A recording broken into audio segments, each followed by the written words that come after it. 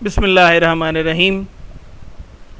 अज़ीज़ तलबा, अस्सलामु अलैकुम। उर्दू जमात तश्तुम के आज के लेक्चर के साथ मैं हूँ अली इरफान।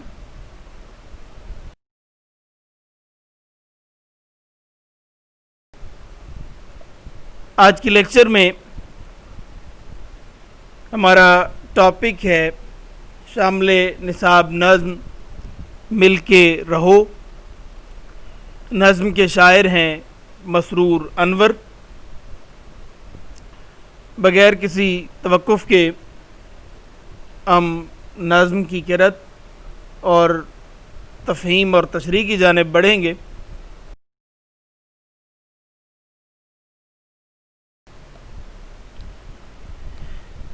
सबसे पहले हम इस नज़्म के तदरीसी मकासद देखेंगे कि किन मकासद के तहत ये नज़्म आपको पढ़ाई जा रही है। इस नज़्म की तदरीस के बाद तलबा इस काबिल हो जाएंगे कि इत्तफ़ाक़ और इत्तेहाद का शऊर पैदा कर सकें। इन्हीं आपको तरबियत देनी है, आपको अहमियत बतानी है इत्तेहाद और इत्तफ़ाक़ की।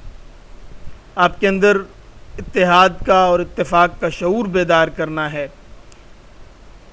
यगांगत और भाईचारे के फ़वाइद से आगाह हो सकें, यानी एक दूसरे के साथ अच्छे ताल्लुकात, जब प्यार मोहब्बत भरे ताल्लुकात जो हैं वो आपके लिए किस तरह से मुफीद हैं, वही यानी इत्तेफाक और इत्तेहाद के जो फ़वाइद हैं वो आपको बताने हैं। तीसरा तदरीसी मकसद है कि ये समझ पाएँ कि बदअमनी और इंतशार अफराद और अक़वाम के लिए नुकसानदेह है। जब आप एक दूसरे में फ़र्क करने लगते हैं, जब आपके अंदर किसी भी बुनियाद पे इंतशार आ जाए, आप में ग्रोहबंदियाँ होने लगें, आप तकसीम दर तकसीम होने लगें, तो आपको कौमी सतह पे, मुल्की सतह पे नुकसानात का सामना करना पड़ता है। और फिर सारी कौम, फिर वो ग्रोह या इनफरादी सतह पे अफराद मुतासर नहीं हो रहे होते सिर्फ, बल्कि पूरी कौम नुकसान बर्दाश्त कर रही होती है अगर इत्तफाक न रहे लोगों में, बदअमनी आ जाए, इंतशार आ जाए, तफरका पड़ जाए। चौथा तदरीसी मकसद कि अपने अंदर शायरी का ज़ौक़ व शौक़ और शेर फहमी की सलाहियत उजागर कर सकें। ज़ाहिर है जब आपको नज़्म पढ़ाई जा रही है, शायरी पढ़ाई जा रही है, तो उसका एक मकसद आपके अंदर शेर फहमी और शेर के लिए ज़ौक़ व शौक़ पैदा करना भी है। फिर जी आ जाते हैं ख़ास अल्फाज। ये जो 8 अल्फाज आपके सामने लिखे हुए हैं, इनमें से कुछ अल्फाज ऐसे होंगे जो आप नए सीख रहे होंगे, कुछ अल्फाज ऐसे भी होंगे कि जो आप पहले से जानते होंगे, वो रिवाइज़ हो रहे होंगे। इन 8 अल्फाज के आप मानी लुगत की मदद से या फ़रहंग की मदद से अपनी कापी पे लिखेंगे। ये आपका हर सबक की तरह आज भी पहला होमवर्क है। सबसे पहले आप अपने जो काम करेंगे, होमवर्क करेंगे, इस चैप्टर का आगाज़ करेंगे, तो उसमें आप ये 8 जो अल्फाज लिखे हुए हैं इनके मानी आप लिखेंगे। नज़्म के अंदर इनकी तफ़हीम जब आ जाएगी तो वो मैं वजाहत कर दूँगा। नज़्म की क़िरात एक मरतबा मुकम्मल कर लेते हैं। फिर मैं इस नज़्म से क़िरात मुकम्मल इसलिए कर रहा हूँ नज़्म की, ताकि आपको मुकम्मल मफ़हूम एक तरह से समझ आ जाए। इसके उन्वान से भी ज़ाहिर है कि ये इत्तेहाद व इत्तफ़ाक़ का दर्स देने के लिए ये नज़्म कही गई है। इस नज़्म में इत्तेहाद व इत्तफ़ाक़ का दर्स दिया गया है। सारी दुनिया के लिए प्यार की पहचान बनो, जिस पे अल्लाह करे नाज वो इंसान बनो। कितनी कुर्बानियाँ दे के ये वतन पाया है, फूल उजड़े हैं हज़ारों तो चमन पाया है। ये चमन अपने ही हाथों से न बर्बाद करो, इसमें शामिल है शहीदों का लहू याद करो। तुम जो आपस में लड़ोगे तो बिखर जाओगे, मुल्क ही जब न रहेगा तो किधर जाओगे। कौम व मिल्लत की न रुसवाई का सामान बनो, सारी दुनिया के लिए प्यार की पहचान बनो। एक हम सब का खुदा, एक हमारा है रसूल, रंजशें भूल के अपनाओ मोहब्बत के उसूल। एक ही बाग के फूलों की तरह खिल के रहो, एक तस्बीह के दानों की तरह मिल के रहो। एक हो जाओ तो फौलाद की ताकत हो तुम, ساری دنیا کے لیے شمع ہدایت ہو تم، اپنے آبا کی طرح صاحب ایمان بنو، جس پہ اللہ کرے ناز وہ انسان بنو۔ نظم کی قرأت میں نے ایک مرتبہ کر دی ہے، اب میں ایک ایک شعر کر کے اس کی تفصیل اور تفہیم کرتا جاؤں گا۔ آپ نے آج کے لیکچر میں ہم ابتدائی جو 5 اشعار ہیں وہ دیکھیں گے۔ 5 اشعار دیکھنے کا مقصد، یعنی 5 اشعار کی تشریح کرنے کا مقصد یہ ہے کہ آپ نے ہوم ورک میں انہی اشعار کی پھر تشریح لکھنی ہوگی۔ اگر میں پوری نظم کرا دیتا ہوں تو پھر پوری نظم کی تشریح وہ ہوم ورک لینتھی ہو جائے گا، اس لیے ہم صرف 5 اشعار کی تشریح کریں گے، اور اگلے اشعار کی تشریح جب نیکسٹ لیکچر میں ہوگی تو ہوم ورک بھی پھر نیکسٹ لیکچر میں ہوگا۔ بڑے سادہ سے اور آسان سے اشعار ہیں، آپ کو سمجھنے میں کوئی مشکل نہیں ہونی چاہیے۔ بہرحال یہ اشعار کی تشریح آپ توجہ سے سنیں، کیونکہ آپ نے پھر اسی کی بنیاد پہ خود تشریح کرنی ہوگی، لکھ کر لانی ہوگی، یہ ہوم ورک ہوگا آپ کا۔ پہلا شعر ہے کہ جی ساری دنیا کے لیے پیار کی پہچان بنو، جس پہ اللہ کرے ناز وہ انسان بنو۔ جیسا کہ میں نے پہلے بتایا ہے کہ اس نظم میں اتحاد اور اتفاق کا درس دیا گیا ہے۔ اس کا مرکزی خیال، اس نظم کا جو مرکزی خیال ہے وہ اتفاق اور اتحاد کی اہمیت بیان کرنا اور اتفاق کا درس دینا ہے۔ اس پہلے شعر میں ہی شاعر نے اہل وطن کو اور مسلمانوں کو مخاطب کر کے یہ کہا ہے کہ ایک دوسرے میں فرق کرنا چھوڑ دو، ایک دوسرے سے پیار محبت اپناؤ، اپنے درمیان پیار کے رشتوں کو پروان چڑھاؤ، تاکہ یہی پیار تم لوگوں کی پہچان بنے اور ساری دنیا کے سامنے تمہارا اتحاد و اتفاق اور تمہاری محبت اور تمہارا پیار جو ہے وہ مثال کی حیثیت اختیار کر جائے۔ اللہ بھی یہی چاہتا ہے کہ اس کے بندے آپس میں اتحاد و اتفاق سے رہیں، مسلمان آپس میں اتحاد و اتفاق سے رہیں، اور بحیثیت پاکستانی بھی یہ ہم پر لازم ہے کہ ہم آپس میں اتحاد و اتفاق کو اپنائیں۔ اللہ کی مرضی کے مطابق اگر ہم نے چلنا ہے تو ہمیں آپس میں اتحاد و اتفاق اپنانا ہوگا۔ اللہ رب العزت نے قرآن مجید میں بھی ارشاد فرمایا کہ انما المؤمنون اخوۃ، تمام مومن آپس میں بھائی بھائی ہیں۔ حدیث رسول کریم صلی اللہ علیہ وآلہ وسلم میں بھی بیان ہوا کہ المسلم اخو المسلم، مسلمان مسلمان کا بھائی ہے۔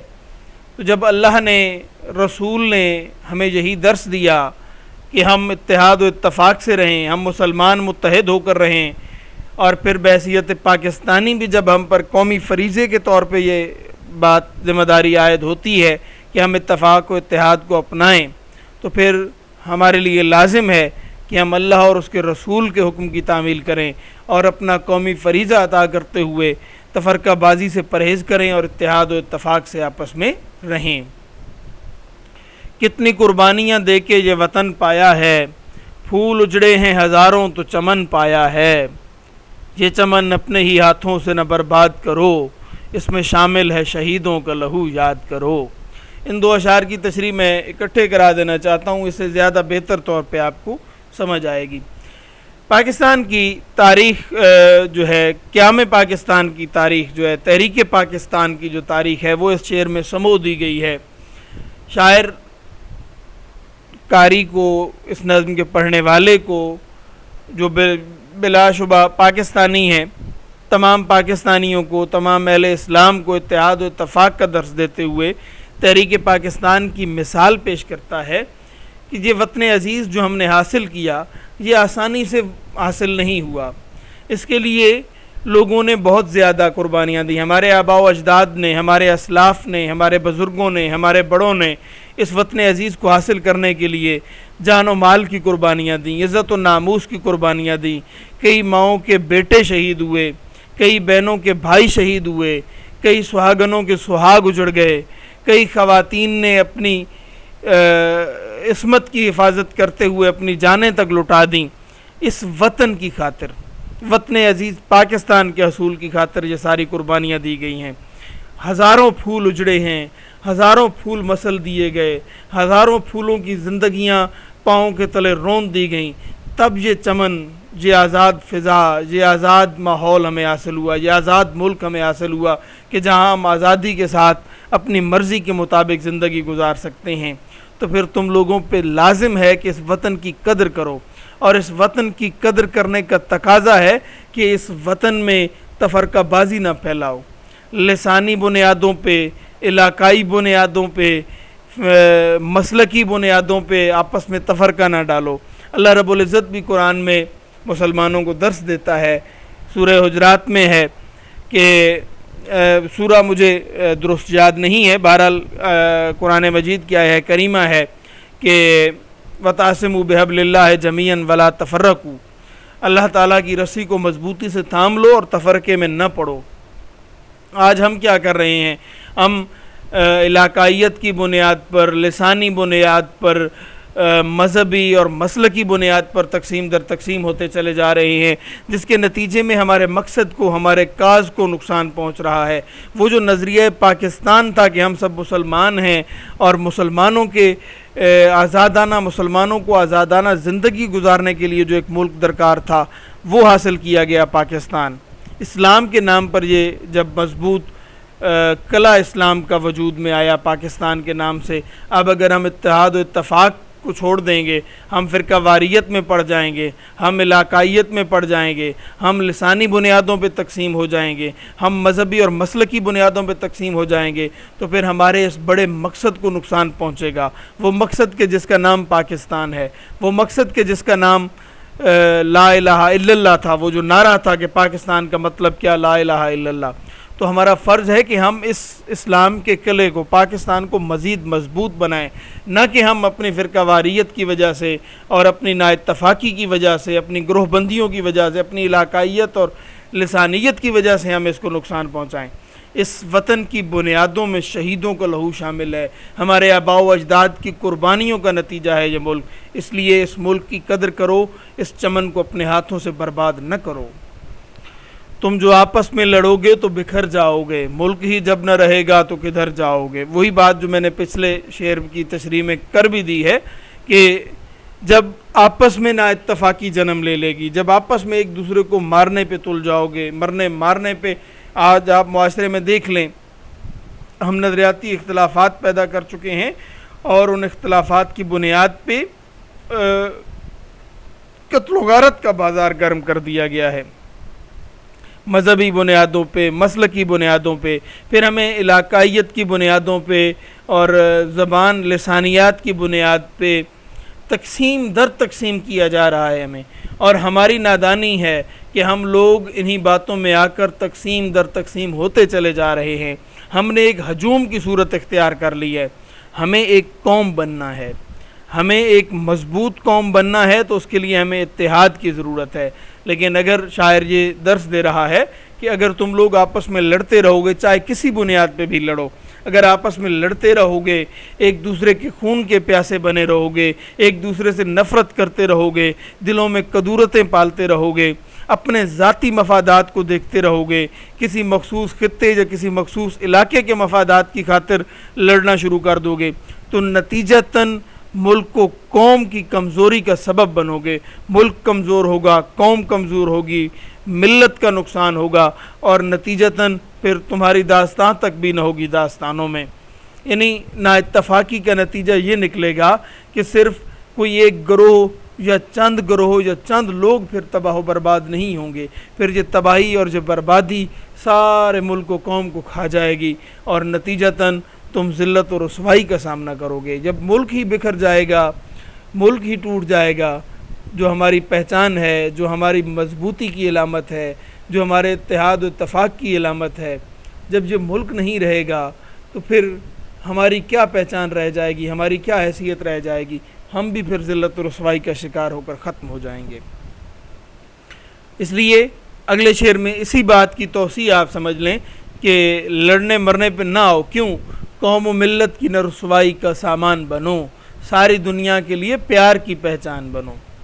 اگر تم لڑتے رہو گے، مرنے مارنے پہ تلے رہو گے، ایک دوسرے سے نفرتیں اور کدورتیں پالتے رہو گے، علاقائیت کی بنیاد پہ تقسیم ہوگے، مسلک کی، مذہب کی بنیاد پہ تقسیم ہوگے، ایک دوسرے سے نفرتوں کو پالتے رہو گے، لسانیات کی بنیاد پہ، علاقے کی بنیاد پہ، مذہب و مسلک کی بنیاد پہ، سیاسی نظریات کی نظریات آپ کے اپنے اختلاف رائے کا حق ہر انسان کو ہے، ہر حوالے سے اختلاف رائے کا حق ہے۔ جمہوری حکومت کا یا جمہوری نظام کا یا جمہوریت کا یہ حسن ہے کہ اس میں اختلاف رائے رکھا جاتا ہے، لیکن مثبت انداز میں اپنے اختلاف رائے کو پیش کرو۔ اس اختلاف رائے کو ایک دوسرے کے لیے نفرت کی وجہ نہ بناؤ۔ جب ایک دوسرے کے لیے نفرت کی وجہ بنا لو گے اختلاف رائے کو، تو پھر تم تقسیم در تقسیم ہوتے چلے جاؤ گے، نتیجتاً ملک کے لیے، قوم کے لیے، ہر ایک کے لیے ذلت و رسوائی کا سامان بنو گے۔ ایک دوسرے کو ذلت و رسوائی، ایک دوسرے کو نیچا دکھاتے دکھاتے نتیجتاً ملک و قوم کو نیچا دکھا دو گے۔ ملک و قوم جب نہیں رہیں گے، جب ایک قوم تم نہیں رہو گے، جب تمہارا ملک نہیں رہے گا، تو پھر تمہاری کوئی وقت، کوئی حیثیت، کوئی اہمیت نہیں رہے گی۔ اس لیے تمہیں چاہیے کہ ایک دوسرے سے محبتوں کو فروغ دو، ایک دوسرے کے لیے محبتوں کو بڑھاؤ اپنے دلوں میں، ایک دوسرے کو پیار سے، ایک دوسرے کے ساتھ پیار سے پیش آؤ، ایک دوسرے کو محبتیں دو، تاکہ ساری دنیا کے لیے تمہارے درمیان موجود پیار و محبت جو ہے وہ مثال بن جائے، ساری دنیا کے لیے تمہارا پیار مثالی ہو، تاکہ لوگ بھی تم سے سیکھیں، لوگ تمہیں پیار کی مثال سمجھیں، تمہارے اتحاد و اتفاق کو مثالی قرار دیا جائے۔ اس لیے ضروری ہے کہ مل کے رہا جائے، پیار محبت سے رہا جائے، پیار محبت کو فروغ دیا جائے، مثبت اقدار کو فروغ دیا جائے، اور ایک جسم واحد کی طرح ملک و قوم کی اکٹھے ہو کر خدمت کی جائے، تاکہ یہ ملک و قوم بھی ترقی کرے اور نتیجتاً انفرادی سطح پہ ہر فرد بھی ترقی کی شاہراہوں پہ آگے سے آگے بڑھتا جائے۔ آج کا لیکچر میں یقیناً یہیں پہ ختم کروں گا۔ اگلے اشعار ہم کر سکتے ہیں، لیکن اس میں پھر آپ کے لیے ہوم ورک جو ہے وہ طویل ہو جائے گا۔ اس نظم کے تمام اشعار کی چونکہ تشریح لکھنی ہے آپ نے، تو وہ پھر ہوم ورک جب زیادہ ہو جائے گا، برڈن آپ کے لیے بڑھ جائے گا، اس لیے میں یہیں پہ آج کے لیکچر کو ختم کرنے لگا ہوں، اور ہوم ورک میں بھی یہی تفصیل بیان کر دی گئی ہے۔ بہرحال ہم نے جو آج پہلے 5 اشعار پڑھے ہیں ان کی تشریح لکھ کر لانی ہے، یہ آپ کا آج کا ہوم ورک ہے۔ اگلے لیکچر میں ہم اگلے اشعار کی تشریح بھی دیکھیں گے، اور پھر اس سے آگے ایکسرسائز اور جو بھی مزید کام ہم نے کرنے ہوں گے ان کو اختتام تک لے کر جائیں گے۔ آج کا لیکچر ہوم ورک کی سلائیڈ میں آپ کے سامنے پیش کر دیتا ہوں، جس پہ یہی لکھا ہوا ہے کہ آپ نے ان پہلے 5 اشعار کی تشریح کرنی ہے۔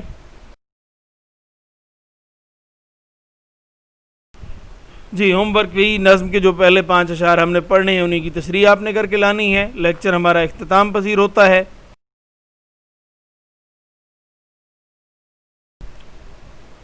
خوش رہیں، خوش رکھیں، آپ کے لیے ڈھیروں دعائیں اور نیک تمنائیں ہیں۔ اللہ حافظ۔